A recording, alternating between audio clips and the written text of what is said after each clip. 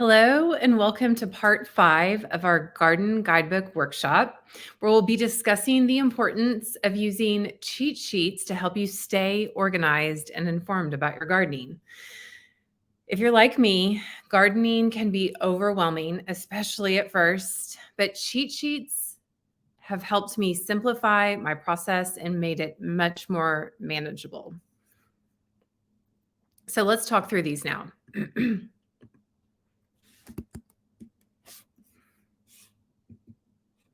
First, getting started. These are just some quick tips to help you remember that it's okay to grow slow. If there's one takeaway that you walk away from this workshop with, it would be that it's okay to grow slow.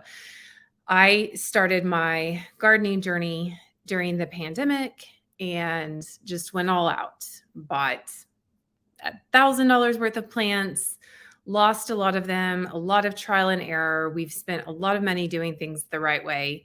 And if someone had said to me, you just need to slow down, I probably wouldn't have listened. But now I wish I had grown a little slower in my gardening expertise. The first cheat sheet I want to share with you guys is our seed buying planner. And this is super handy.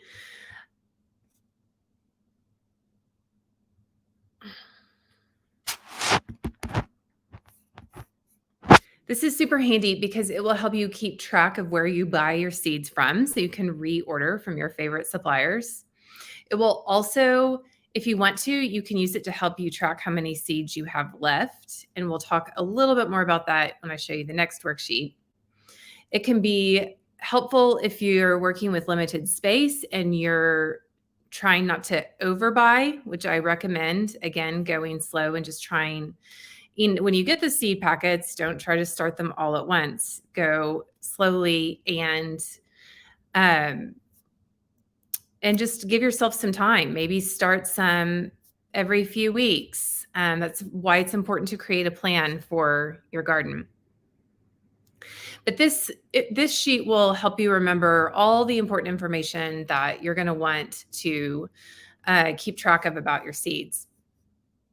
The next sheet we have is a seed inventory. Now, right now, I'm keeping my seeds in a little plastic accordion receipt folder thing that you can get at the office supply store. But I'm very excited to use the seed inventory sheet this year. I'm going to, for the first time, I have always bought seeds like at Walmart or something, just the garden supply store. But there are a few varieties of some organic heirloom seeds that I want to buy from some reputable seed vendors. And so I will be keeping very good care of those seeds by recording all this and then documenting it. And then I think I have a plan to put the seed packet in my page protector so that it's all there for me. There's also a seed starting log to help you track that. This is a cheat sheet that you'll want to start with it. While some of these worksheets that we've provided are things that you'll reference year over year, this is a worksheet that you will want to start a new one every single year. And like I said a second ago, don't feel like you have to start all the seeds at one time. Figure out what the best setup for you is going to be, and then start your seeds one batch this week, one batch this week. It'll keep you engaged in the process and will help you remember to care for the other seedlings if you're starting some new ones. So I'm getting very excited to do this in my own garden. We also have provided a garden journal template, and you can use this cheat sheet that we've provided, or here's an idea. You can get a daily planner. I've never thought about this, but this year I'm going to try this. You can get a daily planner. Ours is undated. I have the antelope cover, which I love, but we also have a very pretty pink one. And I'm going to use it like a 1 line a day journal. So I'm going to start at the beginning because it's non-dated. I will start I will start in February. And because I saw the tulips poke their heads out of the ground week before last. And so I want to document that. That was on Monday last week. I want to document that. And then I can go back to that date this time next year and reference what was coming up, like, and just see where the seasonal cycle and everything is. So I'm excited about that. So that's my recommendation for a garden journal. I think it would be a lot for me to try to keep my journal records in the same binder as my garden planning worksheets. There's also a cheat sheet for fruits, vegetables, and herbs. This is kind of a harvest cheat sheet. So just something that'll help you track what date you planted something, what date it germinated, when you started harvesting, how, a quantity of harvest.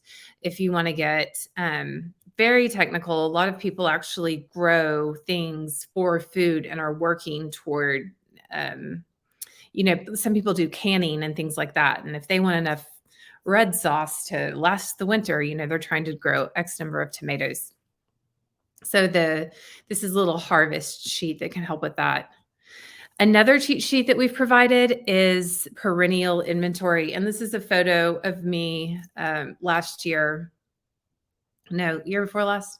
We ran to the nursery one afternoon and bought a bunch of plants. And when you buy plants, it's always exciting, and you put them in the ground and they look great because they've spent all their lives in a nursery being nurtured, waiting for the moment when you're going to put them in the ground. However, it is very easy when perennials die back. So perennials are plants that you do not have to plant again every single year, but they do typically die back in the winter. When they die back, if they're a plant that kind of disappears from the ground, for example, you can see in that photo, there's a grass coming out of the back of our car. The grass got planted and then it got planted over. So whenever the grass died down, it got cut back. We have a yard guy who comes and helps with a lot of this.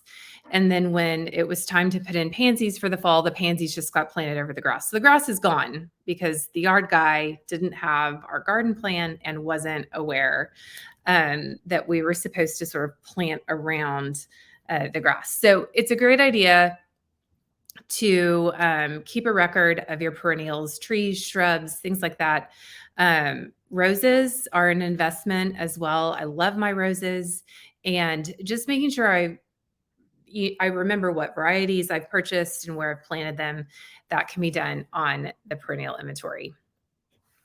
And the last cheat sheet I have to talk to you about today is fertilizers. And there are 3 things you need to know about on fertilizers, and that is nitrogen, phosphorus, and potassium. When you're buying a fertilizer, on the back of the container, you'll see a number, you'll see NPK, and you'll see a number associated with each of those. Nitrogen promotes healthy foliage growth. Phosphorus promotes root and flower growth, and potassium helps plants withstand stress. So you might find that you end up buying a lot of different fertilizers, and you need to keep track of which ones go with what plant, and just keep a record of those. That is the sum total of our gardening workshop. Thank you so much for joining us for this. I'm excited to see what you do. Share your photos with us. If you're in Style and Story, share your gardening journey as you go. And keep in mind, you guys can always send us an email at hello@whitneyenglish.com. Thanks for joining us. Bye.